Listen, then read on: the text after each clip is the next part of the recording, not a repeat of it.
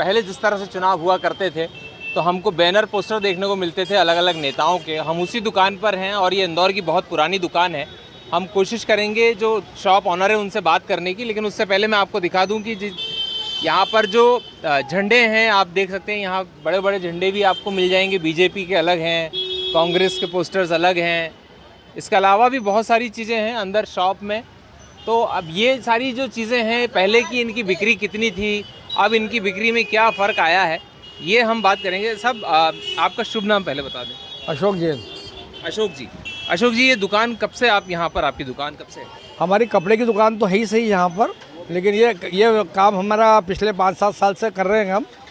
और रहा, अब आप पूछते हैं मैं उसका जवाब देना चाहूँगा आपको। ये जो माहौल है अभी चुनाव का, आप 5 साल पहले की मैं बात करूं अगर, तो 5 साल पहले जब लोग आते थे खरीदने तो क्या लेके जाते थे, अभी क्या माहौल है, कितना फ़र्क आया है? अब इस समय अब शहर में ये लगता है कि अब किसी प्रकार का चुनाव का कोई माहौल नहीं। पहले चुनाव आज से 10-20 साल पहले उत्सव हुआ करते थे, चुनाव को लोग उत्सव के रूप में मनाते थे, पूरा शहर सस्ता था। लेकिन आज ये स्थिति हो गई कि अगर एक झंडा भी किसी को लगाना है तो उससे बिना परमिशन के वो झंडा लगा नहीं सकता।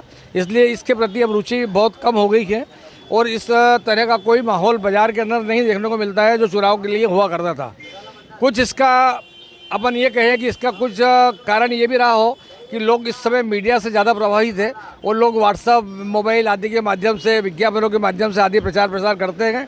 और कुछ पार्टियां जो है वो खुद अपने कैंडिडेटों को पार्टी ऑफिस से ही माल भेजती है। इस कारण से ये अभी इस तरह अभी का जो व्यवसाय है ये ना के बराबर हो गया है। कुछ तो भी मतलब अभी तक चुनाव सिर पे है, लेकिन इस प्रकार कोई किसी प्रकार की रौनक नहीं है। जो पहले लोग पहनते थे, टोपी पहना करते थे, बैच लगाया करते थे, वो कैसा माहौल? अब इस प्रति का कोई माहौल नहीं। आप भी शहर में घूमते हैं दिन भर, आप मीडिया वाले हैं, आपको खुद को ऐसा लग रहा होगा कि इस टाइप का कोई माहौल अभी है नहीं यहाँ पर। हाँ, कोई जनसंपर्क लोग कहीं कर रहे हो और उनके साथ कोई माहौल हो तो मुझे पता नहीं। किस तरह की मतलब लोग, ये जिम्मेदार कौन है इसके लिए, क्या कहेंगे? अब इसके लिए कौन जिम्मेदार है, इसके लिए तो किसी को दोषी ठहराया जा सकता है। तो हम अपने किस्मत ही समझते हैं कि हम इस धंधे में जुड़े हुए हैं और हमें ये धंधा बदल लेना चाहिए। हालांकि चूँकि धार्मिक धंधों का, धार्मिक झंडे वगैरह का भी काम हम करते हैं, उसके चलते हमारा कुछ न कुछ काम चल रहा है। अभी ऐसी परिस्थिति है नहीं कि अभी कोई काम दूसरा सोचे, आगे सोचेंगे इस बारे में क्या करना चाहिए। ये जो अब महंगाई के असर की मैं बात करूँ, आप अगर जैसे मैं दिखाऊँ आपको, तो ये इस तरह का जो अब ये दिख रहा है, ये डिज़ाइन इस बार ये क्या आपने खुद से बनाए हैं या ये कहीं से बन के? ये डिज़ाइन बाजार से बाहर से आती है, तो कुछ सैंपल के तौर पर यहाँ रखते हैं हम लोग। हमारा भी अब यही रहा कि अगर किसी प्रकार की कोई यहाँ पे है और अगर किसी ने कोई बात यहाँ पे करी और दे है तो अपन उसको मंगा के दे सकते हैं, बस। बाकी यहाँ निर्माण का कार्य तो होता नहीं है। तो ये जो इसकी लागत है, आप तक आते आते पहले में फ़र्क में कितना, 5 साल में कितना फ़र्क है पिछले चुनाव और इस चुनाव में? ऐसा कुछ भी नहीं है। कपड़े के जो दाम रहे हैं वही कपड़े के दामों में कोई ज़्यादा फर्क नहीं आता है, जो है वही रहे। आपके पास जो चुनाव की सामग्री है उसमें सबसे महंगी सामग्री कितने तक की है, क्या कहा जा सकता है?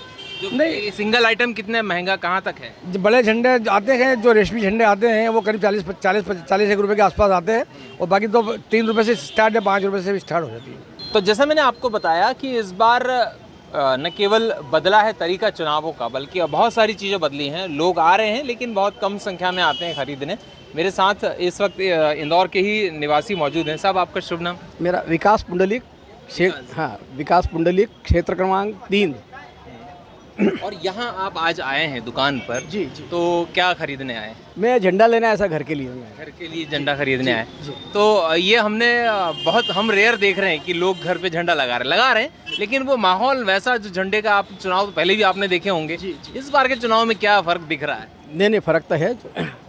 मतलब जो लोग घर के आगे झंडा लेके खड़े होते थे, लगाते थे, बड़ी खुशी होती थी, तो वो वाला माहौल या जनरेशन का गैप है, क्या कहेंगे? हाँ, वो बोल सकते हो आप। वो पहले सरी का नहीं है, लेकिन जो आत्मीय से जुड़े हुए लोगों ने हैं, जैसा मेरे को क्यूरियोसिटी है कि मेरे एरिया से लोगों जाएंगे देखे कहने का मतलब। और घर पे लगाने झंडे से क्या होता है, मालूम पड़ता है कि कोई परिवार लगा रहा हुआ है।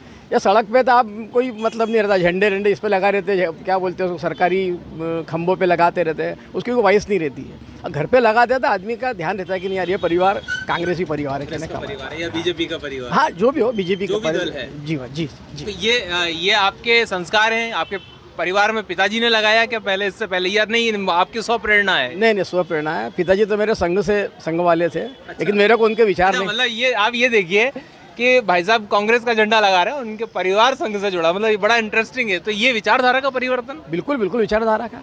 होता क्या है कि अब पढ़े लिखे लोग आ रहे हैं, अब वही हिंदू मुस्लिम, अब क्या हमारे बच्चे क्या पुजारी और भिखारी बनेंगे क्या?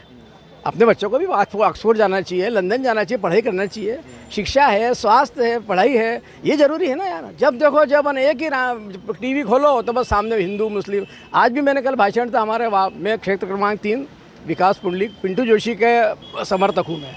कल भी वार्ड क्रमांक 57 का एक कार्यालय का उद्घाटन हुआ। फिर सनातन धर्म और हिंदू और ईसाई और क्या क्या है भाई, पढ़ाई है, लिखाई है, स्वास्थ्य की बात करो आप, बच्चों को पढ़ाने की बात करो आप। कहने का मतलब तो क्या हमारे बच्चे पुजारी बनेंगे क्या ज़िंदगी भर? कहने का मतलब तो ये बेसिक डिफरेंस है। पुजारियों का मानदेय बढ़ा रही सरकार। नहीं वो ठीक है ना, वो उनके जगह अच्छी बात है, लेकिन अगर एक पढ़ा लिखा आदमी भी तो होना यार। क्या मेरे बच्चे क्यों बने पुजारी? अगर मेरे बच्चे में स्किल्ड है, वो पढ़ा लिखे इंजीनियर बने, डॉक्टर बने, बाहर जाए, पैसे कमाए, तो क्या प्रॉब्लम है उसके अंदर? हाँ, अगर उसकी इच्छा है कि अगर उसको पुजारी बनना है तो मेरे को कोई आपत्ति नहीं है।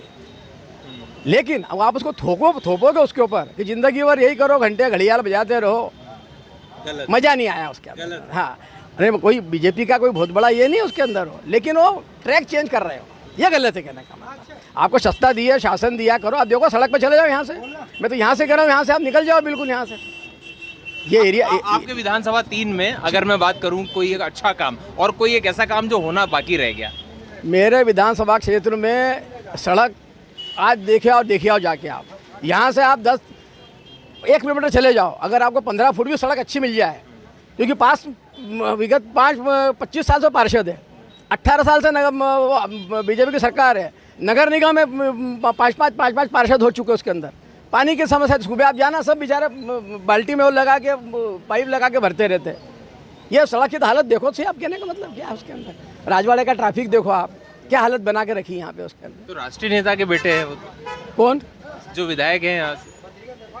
नहीं 3 नंबर क्षेत्र में नहीं, वो तो आकाश विजयवर्गीय है, चले गया वो भी। इसके पहले उषा ठाकुर आई थी, बाहर से आई थी, वो चली गई, फिर आकाश आया, वो चले गया, अब ये गोलू शुक्ला को लिया है। कहने का मतलब यहाँ का स्थानीय पार्षद किसी स्थानीय लोगों को टिकट देना था ना, तो फाइट होती। नेता अभी तो जीत रहा हमारा, अभी पिंटू जोशी अच्छे जी, महेश भाई ने बहुत अच्छे काम करे, अश्विन जोशी, महेश भाई, अब ये तीसरी पीढ़ी आई। कहने का मतलब महेश जोशी और अश्विन जोशी परिवार पे कोई बोल दे कि 5 रुपये का दाग हो उनके ऊपर, या किसी ने कब्जा करे हो, उनने किसी को किसी के बाद छल कपट करा हो, बेदाग आदमी।